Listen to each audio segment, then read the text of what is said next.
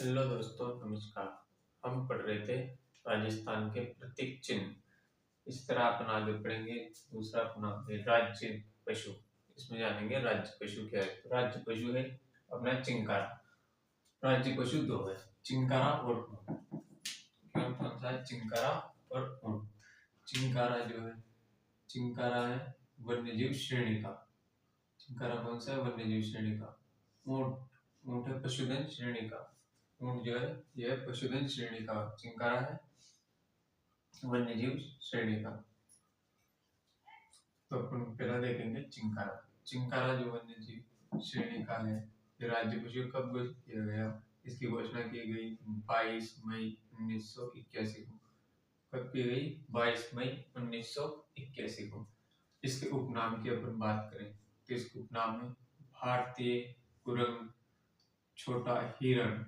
भारतीय कुरंग और छोटा हिरण आदि उपनामों से इसे जाना जाता है। किसे? चिंकारा को।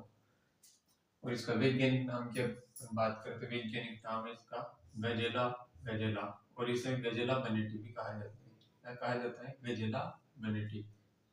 और ये शुभंकर, शुभंकर किस जिले का है? तो ये शुभंकर है गंगानगर जिले का। इसका है गंगानगर का। और इसके लिए चिंकारा के लिए प्रसिद्ध अभ्यारण्य, चिंकारा के लिए प्रसिद्ध अभ्यारण्य जो है वो है नाहरगढ़ अभ्यारण्य जयपुर। कौन सा? नाहरगढ़ अभ्यारण्य जयपुर। यह है, ये चिंकारा के लिए प्रसिद्ध अभ्यारण्य है। और सेकंड आता है फिर ऊंट। ऊंट जो है ये पशुधन श्रेणी का अपना राज्य पशु है। चिंकारा तो वन्यजीव श्रेणी का, ऊंट जो है पशुधन श्रेणी का। इसकी जो घोषणा है वो की गई 30 जून 2014 को। कब की गई? 30 जून 2014 को इसकी घोषणा। और इसकी अधिसूचना जो है, अधिसूचना 19 सितंबर 2014 को जारी की गई। इसकी ऊंट की, ऊंट का जो वैज्ञानिक नाम है वो है कैमेलस ड्रोमेडेरियस। क्या है वैज्ञानिक नाम? कैमेलस ड्रोमेडेरियस। इसके उपनाम की अगर अपन बात करें तो उपनाम में इसको रेगिस्तान का जहाज, मरुस्थल का जहाज भी कहा जाता है। इसे रेगिस्तान का जहाज और मरुस्थल का जहाज आदि उपनामों से इसे जाना जाता है। और एक है रोग, ऊंटों में होने वाले रोग। तो यह है सर्रा रोग। ऊंटों में जो एक रोग होता है उसको कहा जाता है सर्रा रोग। और ये कैसा है? प्रोटोजोआ जनित, प्रोटोजोआ जनित रोग है। कौन सा है? प्रोटोजोआ जनित रोग है ये सर्रा। सर्रा रोग है ऊंटों में सर्वाधिक होता है और प्रोटोजोआ जनित रोग। इसकी ऊंट की अगर नस्लों की अपन बात करें तो इसमें जैसे नाचना नस्ल, जैसलमेरी नस्ल, बीकानेरी नस्ल, गोमट नस्ल, अलवरी नस्ल, सिंधी नस्ल और कच्छी नस्ल। नाचना की जो नस्ल है वो सर्वश्रेष्ठ नस्ल मानी जाती है। कौन सी? नाचना की सर्वश्रेष्ठ और सबसे सुंदरतम, सर्वश्रेष्ठ और सबसे सुंदरतम नस्ल उनकी कौन सी है? नाचना। और बीएसएफ के जो जवान होते हैं वो इसी नस्ल का उपयोग करते हैं। कौन से जवान? बीएसएफ के, बीएसएफ के जो जवान होते हैं वो इसी नस्ल का उपयोग करते हैं। कौन सी नस्ल का? नाचना के ऊंट का। जैसलमेरी, और फिर जैसलमेरी नस्ल, जैसलमेरी नस्ल ये होते हैं दौड़ के लिए प्रसिद्ध होते हैं इसके ऊंट। कौन सी नस्ल के? जैसलमेरी नस्ल के दौड़ के लिए। और फिर एक बीकानेरी नस्ल, बीकानेरी जो है ये बोझा ढोने के लिए प्रसिद्ध होती है। इसके लिए बोझा ढोने के लिए। और सर्वाधिक राजस्थान में इसके सर्वाधिक ऊंट पाए जाते हैं। कौन सी नस्ल के? ये बीकानेरी नस्ल के। सर्वाधिक ऊंट बीकानेरी नस्ल के ही पाए जाते हैं राजस्थान में। फिर आते गोमट, गोमट ऊंट है जो ये है फलोदी में। कहाँ? फलोदी में पाए जाते हैं। और अलवरी, सिंधी और कच्छी ये भी क्या है? ऊंटों की नस्ल है। और एक और नस्ल होती है खराई, खराई ऊंट, खराई, खराई ऊंट भी होता है जो कच्छ क्षेत्र में पाया जाता है, पानी में तैरने के लिए प्रसिद्ध होती हैं। ये होती है खराई ऊंट की नस्ल। कच्छ रण क्षेत्र में, कच्छ रण क्षेत्र में पाया जाता है। कौन सा ऊंट पाया जाता है? ये खराई ऊंट की जो नस्ल का। फिर केंद्रीय ऊंट अनुसंधान केंद्र, ये जो केंद्रीय ऊंट अनुसंधान केंद्र ये है कहाँ है, ये है जोहड़बीड़ बीकानेर में। कहाँ है, जोहड़बीड़ बीकानेर। केंद्रीय ऊंट अनुसंधान संस्थान अनुसंधान केंद्र यह है जोहड़बीड़ बीकानेर में। इसकी स्थापना जो है की गई 1984 को। कब की गई, 1984 को इसकी स्थापना की गई ICAR के द्वारा। इसके द्वारा ICAR के द्वारा इसके केंद्रीय ऊंट अनुसंधान केंद्र जोहड़बीड़ बीकानेर की स्थापना की गई। और केमल मिल्क डेयरी ये भी जोहड़बीड़ में ही है। कहाँ पर है, केमल मिल्क डेयरी ये भी Jorbeer Bikaner. Camel milk dairy Jorbeer Bikaner. और इसमें एक और जोहड़बीड़ में अश्व अनुसंधान केंद्र भी जोहड़बीड़ बीकानेर में। कौन सा, अश्व अनुसंधान केंद्र, अश्व घोड़ों का। फिर केमल मिल्क प्रसंस्करण मिनी प्लांट यह है जयपुर में।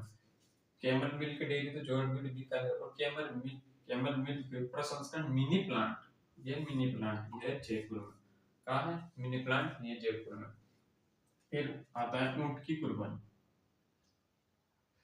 ऊंट की कुर्बानी के लिए राजस्थान में ऊंट की कुर्बानी के लिए प्रसिद्ध महल है जो मुबारक महल। ये कहाँ पर है, यह टोंक में। मतलब पहले था, अभी वर्तमान में ऊंट की कुर्बानी यहाँ पर बंद है, पूर्णतया बंद है। और इस पर प्रतिबंध लगा दिया गया। वो कब लगा दिया गया, ऊंट वध विरोधक अधिनियम 2014 से इस पर प्रतिबंध लगा दिया गया है। और ये ऊंट वध विरोधक अधिनियम ये कब लागू किया गया, 21 दिसंबर 2014 को। कब लागू किया गया, 21 दिसंबर 2014 को। और अपन बात करें ऊंट के आभूषण, आभूषणों की अगर बात करें तो ऊंट के सजाने के लिए कौन कौन सा आभूषणों का उपयोग करते हैं। ऊंट को सजाने के लिए जैसे गोरबंद नामक आभूषण, यह ऊंट के गले का यानी गर्दन का आभूषण है। कौन सा, गोरबंद।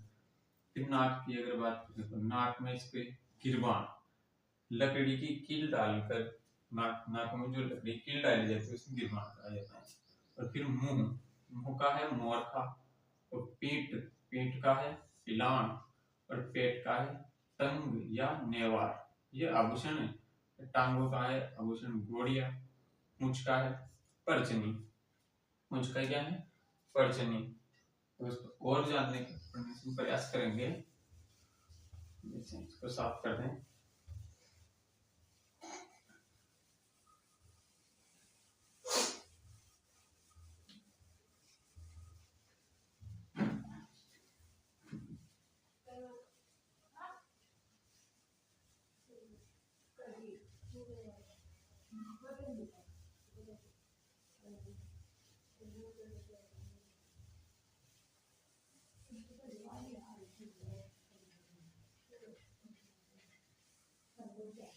जैसे अब ऊंट से संबंधित और जानकारी है जो अपन और जानने का प्रयास करेंगे।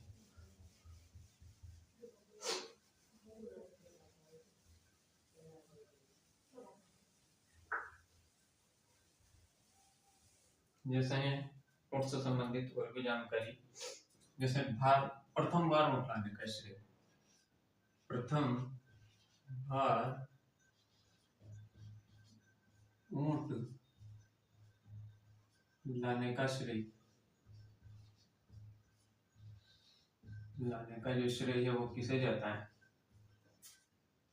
तो जैसे भारत की अगर बात करें, भारत में तो जाता है, भारत में प्रथम बार ऊंट लाने का श्रेय हुआ है मोहम्मद बिन कासिम को। किसे, मोहम्मद बिन कासिम। भारत में प्रथम बार ऊंट लाने से। और राजस्थान की अगर बात करें अपन, राजस्थान में जाता है पाबूजी को। इसको जाता है पाबूजी को, प्रथम बार ऊंट लाने का श्रेय पाबूजी को। और पाबूजी को है ऊंटों का देवता भी कहा जाता है, ऊंटों का देवता। ऊंटों का देवता किसे कहा जाता है, ये भी पाबूजी को कहा जाता है, ऊंटों का देवता किसे कहा जाता है, पाबूजी। ऊंटों का देवता है पाबूजी को कहा जाता है। और ऊंटों की देवी अंता देवी को, ऊंटों की देवी। और इसकी बात करें ऊंटों का देवता तो है पाबूजी, और ऊंटों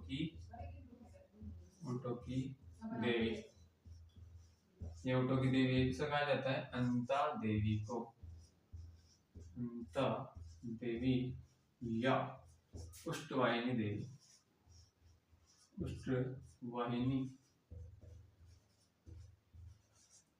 देवी। और ये कहाँ है? ये बीकानेर, बीकानेर। और ऊँटों को, ये पाबू जी को ऊँटों को देवता कहा जाता है। जब ऊँट वगैरह यदि बीमार हो जाता है तो पाबू जी की कहते हैं कि पाबू जी की फड़ का वाचन किया जाता है। और पाबू जी की फड़ का मतलब वाचन जो किया जाता है वो किया जाता है नायक जाति के पोपों के द्वारा रावणत्ता यंत्र के साथ में। कब किया जाता है? जब ऊँट बीमार हो जाता है, पाबू जी की फड़ का वाचन।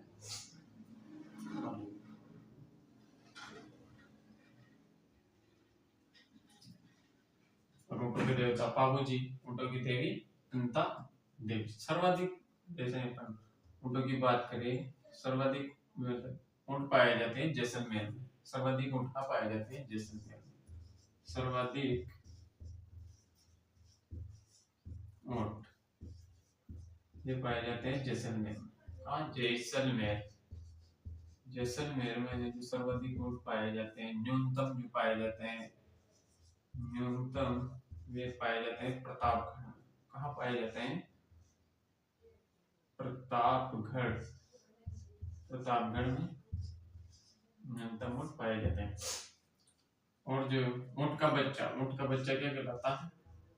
टोरडी। ऊँट का बच्चा कहलाता है टोरडी।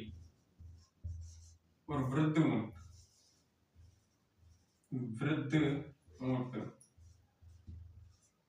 ऊँट कहलाता है पाकट। क्या कहलाता है? पाकट। यह ऊँट से संबंधित और भी जानकारी हमने जानने की इसमें कोशिश की। ऊँटों के देवता पाबू जी। पाबू जी की बीमार होने पर ऊँट के बीमार होने पर उनकी फड़ का वाचन किया जाता है। फड़ का वाचन। और कौन करता है उनकी फड़ का वाचन? नायक जाति का भोपा। नायक जाति का भोपा रावणत्ता वाचन के साथ। ऐसे ही ऊँट से संबंधित दो कलावर हैं, जैसे उस्ता कला और एक जटकतराई कला। ये ऊँट की खाल से संबंधित कला है। कौन कौन सी है? एक तो ये उस्ता कला,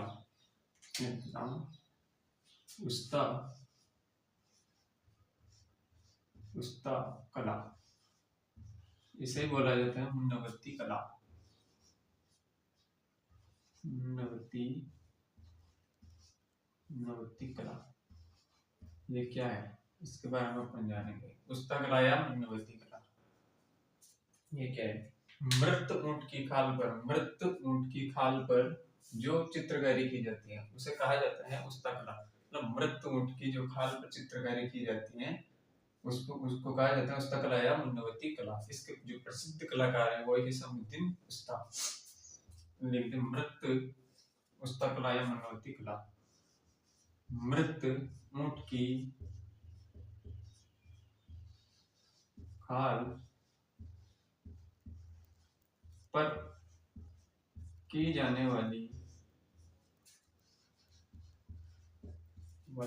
चित्रकारी। मृत ऊँट की खाल पर जो चित्रकारी की जाती है उसे कहा जाता है उस्ता कला चित्रकारी।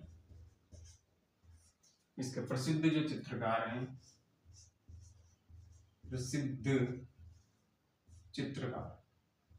प्रसिद्ध चित्रकार की अगर अपन बात करें, इसके प्रसिद्ध चित्रकार है हिसामुद्दीन उस्ता। हिसामुद्दीन उस्ता। हिसामुद्दीन जो उस्ता है इनके प्रसिद्ध चित्रकार हैं।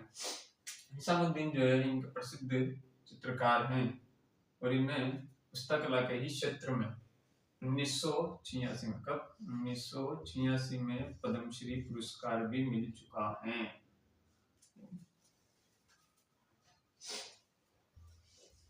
कब मिल चुका है? 1986 में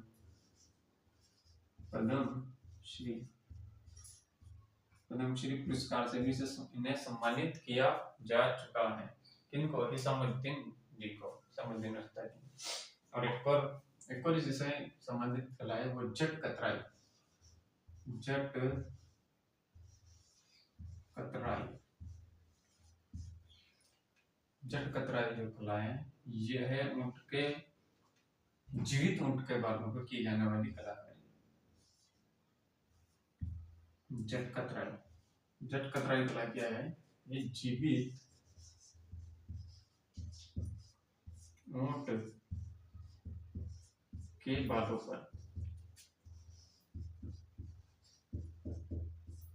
पर की जाने वाली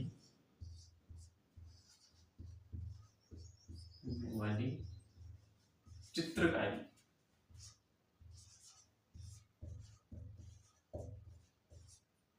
ये ऊंट की जट कतराई, जैसे नाम से ये जट कतराई, कतरने का कार्य हो रहा है, मतलब जीवित ऊंट के बालों पर की जाने वाली चित्रकारी।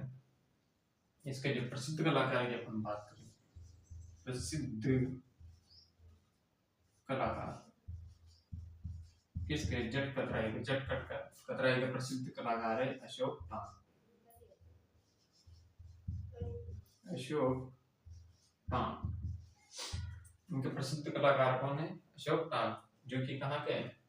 यह अजमेर पुष्कर निवासी। पुष्कर अजमेर निवासी कौन है? अशोक टांग। ये कहाँ के हैं? पुष्कर अजमेर के निवासी। इन्हें केमल मैन भी कहा जाता है। क्या कहा जाता है? केमल मैन भी कहा जाता है, कहा जाता है। तो दोस्तों इस वीडियो में इतना ही, मिलते हैं नेक्स्ट वीडियो में, तब तक के लिए धन्यवाद।